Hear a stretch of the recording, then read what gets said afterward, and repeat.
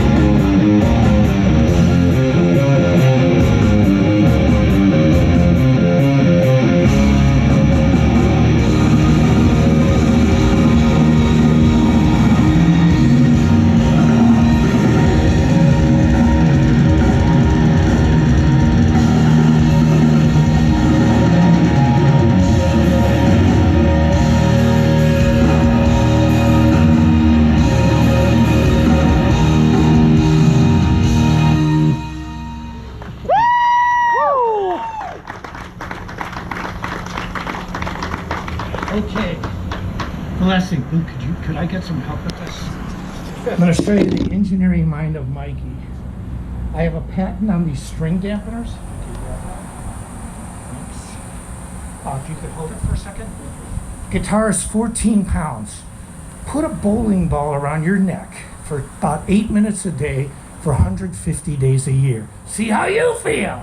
And then what I did was guitar strap set up like a saxophone strap. Why? So I can play with it. Thank you, Bill. And then, but here's the coolest thing about it. We use a $10 American flight case valve. The guitar has always been two guitars. See, it fits in a case like this. You take it like this, you put it together, move the strap out of the way, lock it up, pull it apart, lock and load, baby. So it's really simple, but somebody had to figure it out.